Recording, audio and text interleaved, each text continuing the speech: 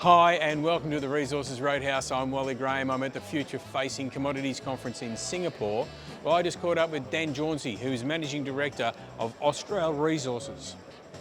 Dan, welcome back to the Roadhouse. It's good to see you again. Wally, it's always good to be catching up with you. Now, mate, Austral Resources, you could say you're flying at the moment. Could not be a better time to be a copper producer. Fill us in on what's happening with the company. I think since last time we caught up, Wally, we were kind of going through those growth phases of getting to full capacity, starting to produce at our 1,000 tonne a month.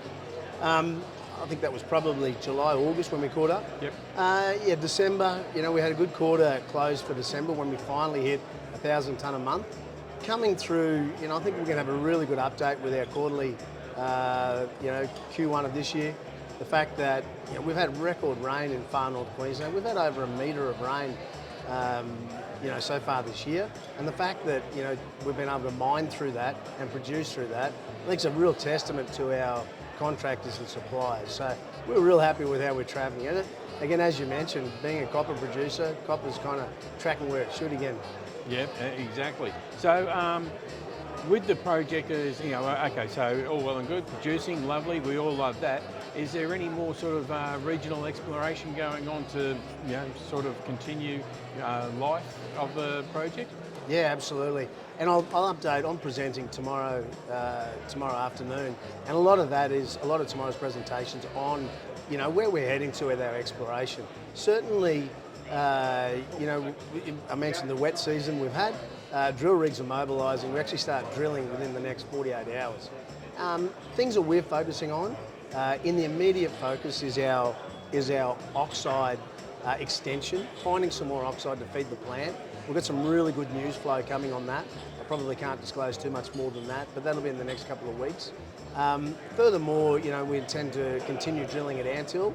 We've got an 80,000 tonne resource sitting there, reserve sitting there that we want to turn into resource. And then the other thing is our sulfide potential. We put out a pre-feasibility study on Lady Colleen. A lot of copper there. Certainly with copper trading where it is today, is making that viably economical. So yeah, I think that in the short to medium term, really good news coming. Well, it can't be anything but good news. I was listening to the keynote this morning, Joe Lowry talking about lithium of all things, but he did also mention about copper projects and about how they need to come on stream and how difficult it is to get them on stream and how difficult to start them. And you guys are already there, so people must be having a good hard look at your product. Certainly, I think I understand why we've kind of traded at the levels we have. We went through some growing pains, as a lot of startups do, but hitting that 1,000 tonne a month, certainly, and I think that's what this quarterly update will show, that we kind of punched through that. The focus moving forward now for us, maintaining that nameplate capacity, but certainly the exploration opportunities moving forward. All right, well, as always, Dan, keep us informed on what's going on. You know where to come to, you know where we live, and it'd be great to catch up again soon. Good to see you, Wally.